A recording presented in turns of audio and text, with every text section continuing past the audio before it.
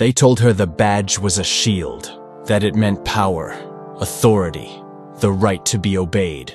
And Officer Avery Monroe believed every word of it. She was barely 23, fresh out of the academy, uniform still crisp, boots barely broken in. But she carried herself like she owned every sidewalk she patrolled. Head high, chest forward, hand always just a twitch away from her holster. The city called her a rookie, but inside the Metropolitan Police Department, she was something else. A rising star, the kind of recruit the old boys whispered about behind closed doors. The kind they molded, fast, quiet, obedient. She didn't question procedures. She memorized them. Didn't second-guess orders.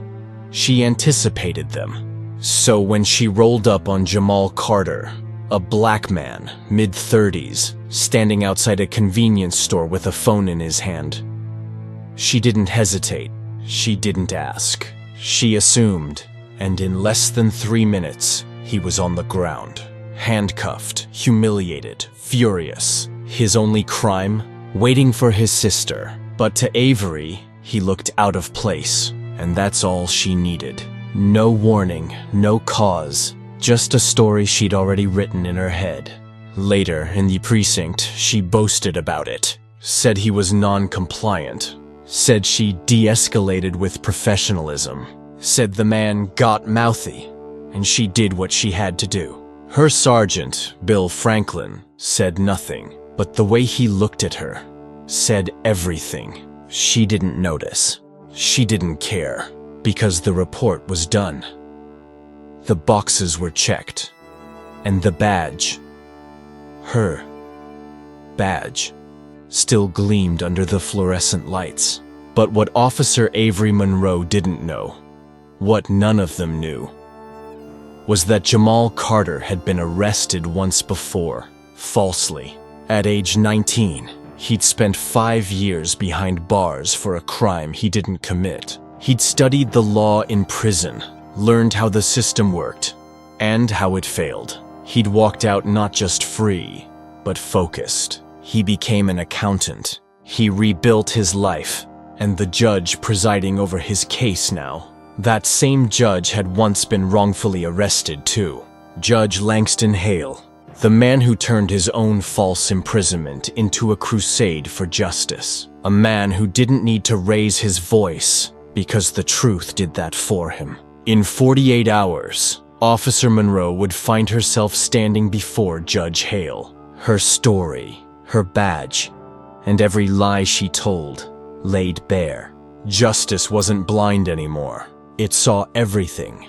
Avery Monroe didn't grow up wanting to be a cop. She grew up wanting to be respected. And in her neighborhood, that meant one thing: power. Her father was a former Marine. Her mother worked double shifts at the hospital. Discipline wasn't a rule. It was survival. Don't talk back. Don't question orders. Keep your chin up. It stuck. In high school, she learned to lead drills, not debates. At the academy, she earned top marks. No one asked her why she joined the force. They just saw the precision in her salutes, the speed of her reports, the silence in her eyes. They called it exemplary, but it wasn't discipline. It was conditioning. They didn't train her to think. They trained her to react. During her field training, she shadowed Officer Dean Clark, an old-timer who'd worked the toughest beats and left trails of silence behind him. His motto? Trust your gut. Don't let your guard down. Don't let them get in your head. By them, he meant civilians, especially the ones who looked like Jamal. See those hands in the hoodie, he'd whisper. Always assume worst case. At first, Avery flinched at how quickly he made judgments. But soon, she stopped noticing, because it worked. No write-ups, no public complaints, no disciplinary action. And when someone did push back, there was always a form, a code, a camera that didn't catch it. So when she saw Jamal Carter standing outside that store, Her mind filled in the blanks before her eyes did. Black man, idle, not looking nervous enough, not apologetic enough. Her gut said, control the scene. So she did. She didn't see a brother waiting on his sister. She saw a possible threat. And the worst part? She believed it. Because that's what they'd taught her. Authority isn't earned, it's enforced. Now, back at the precinct, the buzz from the arrest still clung to her like static. Other rookies patted her on the back. Way to handle it. You showed real command presence. Sergeant Franklin didn't say much, just looked at her the way a mechanic looks at an engine he knows will fail, eventually. And somewhere across town, Marcus Carter sat in his judge's chamber, flipping through her report. Every word on that page told him the same thing.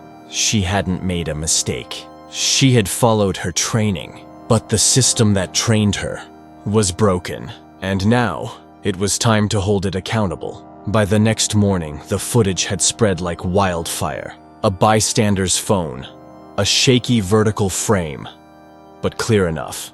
Jamal Carter, calm, composed, reaching slowly for his wallet. And Officer Monroe, voice sharp, eyes locked, hand twitching near her holster. The arrest played out in 38 seconds. But in that silence between words, the damage screamed louder than any siren. Downtown, Judge Langston Hale sat alone in his office, watching the video again and again. No matter how many angles they sent him, the story was the same.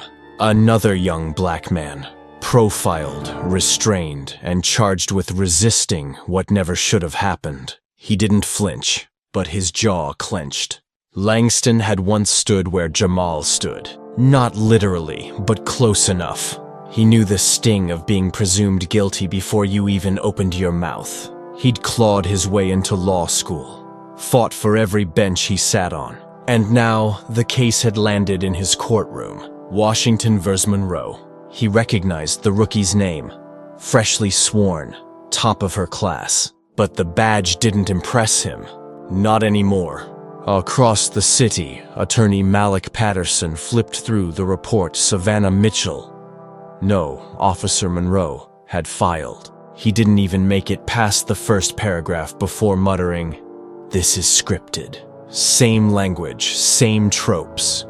Subject became non-compliant. Raised voice. Officer felt unsafe. He had seen this pattern too many times. But this time, there was video. There was context. There was fire. Meanwhile, at the precinct, Lieutenant Clara Moore reviewed internal memos. Public Affairs had already flagged the case. They needed a response. Fast. "We stand by our officers," the draft read. She rolled her eyes, deleted it. Because the truth. The department had seen this coming. Officer Mitchell had been flagged during training. Rigid judgment. Reactive escalation. But they passed her anyway. Because she checked all the boxes. Looked sharp in a uniform. Didn't ask questions. And now, those decisions were catching up. Across social media, hashtags exploded. Justice for Jamal. Rookie with power. The badge and the blind eye. In boardrooms, city officials scrambled. How do we contain this? Should we put her on desk duty? Should we release a statement of support or neutrality? But in every room, one question echoed louder than the rest. What if the judge doesn't play along? Because Judge Langston Hale had a reputation. He didn't just interpret the law, he wielded it. And when injustice showed up in his courtroom, he didn't flinch. He cut it down, word by word, ruling by ruling. The stage was set. In 48 hours, Officer Savannah Monroe would take the stand in front of the one man this system still feared. The man they couldn't control. And this time, justice was wearing his robe. Monday morning, courtroom 6B buzzed with low murmurs, the kind that bloom before the storm. The benches filled early. Reporters, law clerks, community activists, even a few off-duty officers, arms crossed, scanning the crowd like predators. And in the center of it all sat Jamal Carter. Dark suit, no tie, hands clasped, still. Next to him, Malik Patterson laid out case notes, voice low. "You don't have to say everything, but say enough." Jamal nodded. He'd barely slept, not because he feared the courtroom, but because he feared he'd say too much. Across the aisle, Officer Savannah Monroe sat stiffly in her uniform, posture military proud. But her eyes flicked. To the judge's bench, to the gallery, to Jamal, and then quickly away. She hadn't expected him to look like this. Calm, composed, not broken. Judge Langston Hale entered without ceremony. No glance to the press, no warm-ups. He went straight to the point. "We are here to determine whether Officer Monroe had probable cause in the detainment of Mr. Jamal Carter." His voice was even, but there was something simmering beneath the surface. "Mr. Patterson, call your witness." Jamal stood, walked slowly to the stand, swore in, sat down, and turned to face Savannah Monroe. Not a flicker of anger in his face, just silence. And that silence, it sliced sharper than any accusation. "Mr. Carter," Malik began, "can you walk us through what happened?" Jamal's voice was clear. "I was waiting for my sister, outside her dental office. Did you speak to anyone before Officer Monroe arrived?" "No." "Did you make any threatening gestures? Raise your voice?" "No." "What happened next?" "She told me to step away from the door. Said I looked suspicious. Asked for ID. I asked, why? And then, she said I was resisting. That I wasn't complying." He paused, then added softly, "I wasn't resisting. I was existing." A hush fell over the courtroom. Malik turned. "No further questions." The city attorney stood up, tried to poke holes. "Mr. Carter, do you recall reaching for your wallet?" "Yes." "Could that not be perceived as a sudden movement?" "No." "Are you trained in police threat assessments?" "No." "Then how can you judge what's threatening to an officer?" Jamal leaned forward slightly. "I can't. Beat. But I know what's threatening to me." He looked at Savannah. "That badge. That hand on the holster. That assumption." Savannah flinched. She wasn't prepared for this. Not from him. Not from the one she thought would just fold and disappear. When the judge finally called for a recess, no one moved. Everyone knew the real trial had just begun. Not just of Officer Monroe, but of everything she represented. And when Jamal stepped down, he didn't look back. Because the truth had been spoken. Now it was the system's turn to respond. When court resumed after the short recess, the energy in the room had shifted. Gone was the early morning curiosity. Now, it was razor-edge tension, like everyone could smell blood in the water. Judge Hale adjusted his glasses and said, "Mr. Patterson, proceed." Malik stood, calm and confident. "Your Honor, we would now like to introduce Exhibit 3, body cam footage from Officer Monroe during the detainment of Mr. Carter." The courtroom lights dimmed. A screen lowered from the ceiling. Click. The video began. It showed Jamal, standing quietly outside the dental office, hands in his pockets, phone in hand. He wasn't pacing, he wasn't shouting, he wasn't even talking to anyone. Savannah approached, one hand already resting on her holster. "Sir, I need you to step away from the door." Jamal looked up. "I'm waiting for my sister." Her voice sharpened. "I said step away. I'm just—" "Hands where I can see them!" He blinked. "I was just—" She moved forward. Then, freeze frame. Jamal slowly reaching into his back pocket. The courtroom could hear him clearly. "Getting my wallet." It was all there. Every hesitation, every word, every movement, and none of it matched what Officer Monroe had written in her report. When the lights came back on, no one spoke for several seconds. Then Judge Hale turned. Miss Monroe, do you dispute the accuracy of this footage? Savannah's mouth opened, but no words came out. Mr. Morton, the city attorney, stood and tried to save face. We'd like to verify the integrity of this footage. Ensure it hasn't been edited. Your Honor, Malik interrupted. We also have the store's security camera angle. A second screen lit up. Different angle. Same story. Jamal calm, Savannah escalating. The dam had cracked, but Malik wasn't done. We'd also like to call a witness. Detective Clara Moore, Internal Affairs. A woman in a gray suit approached the stand. Her tone was cool, professional, unflinching. I reviewed Officer Monroe's field evaluations. I found several red flags. Escalation tendencies, racial bias concerns, and at least 3 civilian complaints. All suppressed or reworded by supervising officers. Savannah's eyes widened. This wasn't part of her story. Detective Moore continued. I also cross-checked body cam uploads from her department. 12 are marked as corrupted. Strangely, they all involve minority suspects. There was a gasp from the gallery. Malik leaned in, voice calm. Would you say Officer Monroe's incident with Mr. Carter follows the same pattern? Yes, almost identically. Then he dropped the hammer. We also traced the 911 call that prompted Officer Monroe's response. It came from a blocked number. No name, no follow-up. Savannah looked like she'd been hit in the chest because she knew. She'd made the call herself to justify stopping a man who just didn't look right. And now, the system knew too.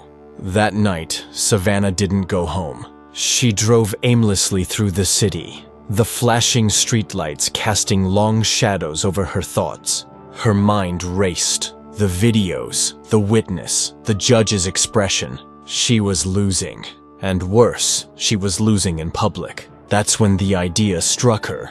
A desperate one. A dangerous one. She pulled into a quiet parking lot, opened her phone, and began to dig. Judge Marcus Hale. There had to be something. Anything to discredit him. It took hours, but finally, something surfaced. An old article. Local teen wrongfully detained.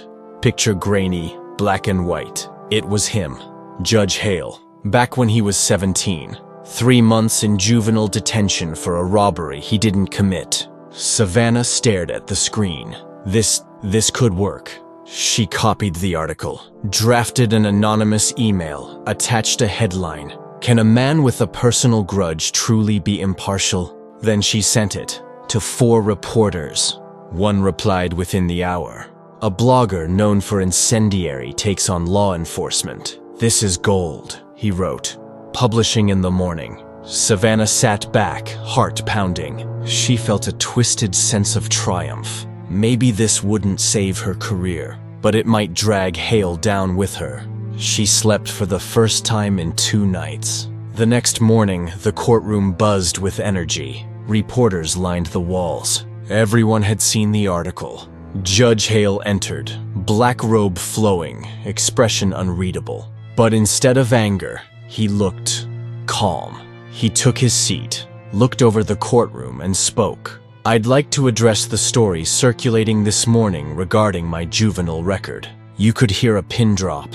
When I was 17, I was wrongfully accused of a robbery. Despite multiple witnesses confirming my innocence, I spent 3 months in detention before the charges were dropped. A pause. Some believe this disqualifies me from overseeing this hearing. His voice deepened. Let me be clear. It qualifies me more than anything else. He turned to the gallery. I know what it's like to be presumed guilty. To have truth buried beneath assumptions. And that is exactly why I will not recuse myself. He glanced at Savannah. And why this courtroom will continue its search for truth, without fear and without favor. The room burst into murmurs. Savannah's heart sank. Her bullet hadn't even scratched him. In fact, it had made him stronger. That afternoon, the IT department presented new findings. Multiple body cam files tied to Officer Monroe were corrupted. The system logs showed they were manually altered. The access came from her login. When confronted, Savannah denied it, then hesitated, then fell silent.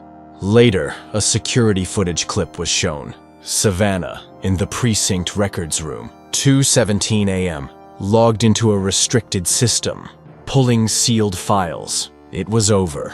The very system she tried to weaponize had documented her every move. Her face said it all. She hadn't just lost the case. She'd lost the only thing she thought made her untouchable, her badge. The courtroom was standing room only, not because it was a headline case, but because everyone could feel it. Something bigger was unraveling.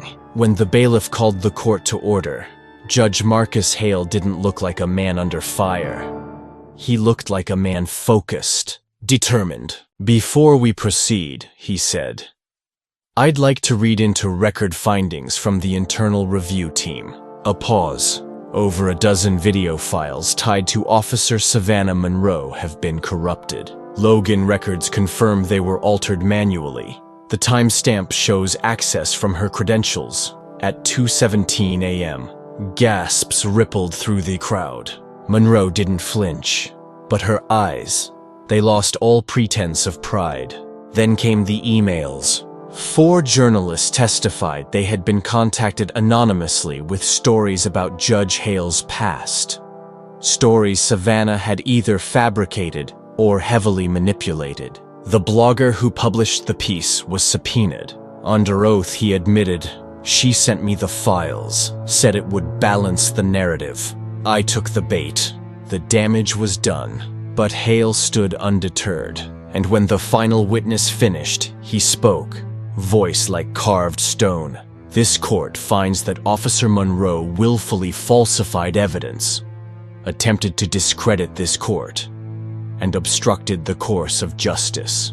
A pause. "To Mr. Darnell Carter, all charges are hereby dismissed with prejudice. You are free to go." Cheers erupted from the gallery. Darnell sat frozen for a moment, then exhaled. His mother wept. His sister covered her mouth and whispered, "We got him back." Across the aisle, Savannah remained motionless. Not a tear, not a word, just silence and shame. The judge turned to the gallery again. "But let this not be the end of it," he said. "This is not just one bad officer. This is a system that trained her, enabled her, rewarded her."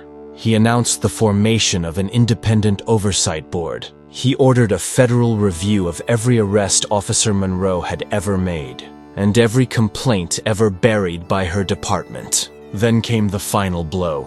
As of this moment, Officer Savannah Monroe is suspended indefinitely.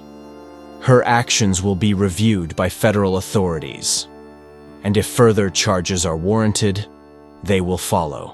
Savannah finally blinked, not from fear, but from realization.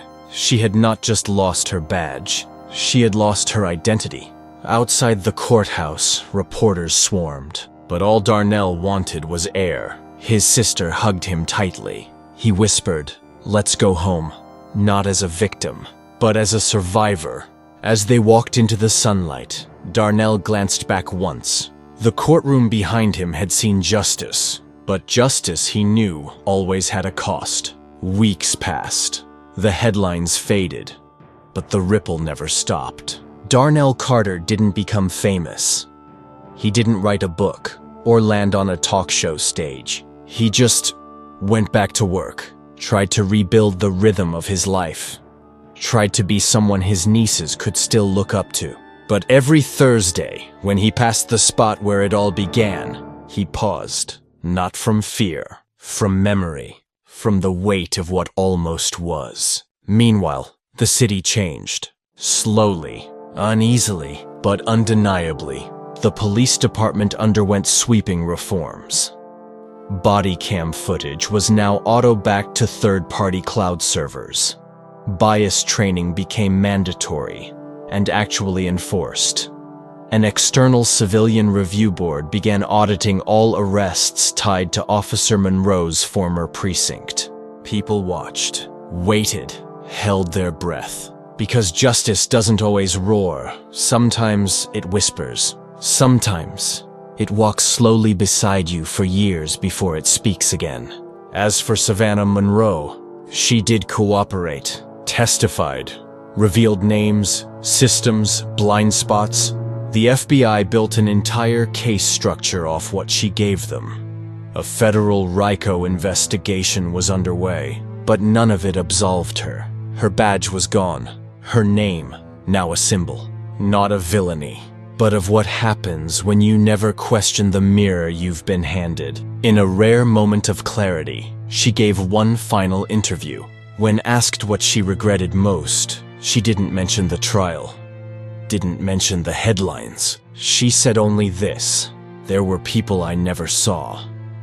Faces I looked at, but never saw. And that blindness was taught to me like a skill. Judge Marcus Hale, he kept working, quietly, methodically, but people started calling him something new. Not just the scale, they called him the reckoning, because he reminded them, justice isn't just about laws, it's about memory. It's about how long people are willing to stay silent before someone finally says, no more. And in that courtroom, when Jamal Carter stood tall, when Savannah whispered, no sir, he didn't move. That silence shattered. A question to carry with you. What kind of world do we create when we teach people that authority is more important than truth? And what kind of world becomes possible when someone stands up and refuses to stay invisible? If this story made you feel anything, don't scroll past it. Comment your thoughts. Subscribe if you want to see more stories like this. And share it with someone who still believes silence is safer than truth. Because justice isn't just in the courtroom. Sometimes it starts right here, with you. You just witnessed a story where one truth shattered a system built on silence. But let's be honest, for every case like this that reaches the light, there are dozens buried in paperwork, sealed records, and broken voices. That's why we tell these stories. To honor those who speak up, and to remind those in power. We're watching now. So if this moved you, share it.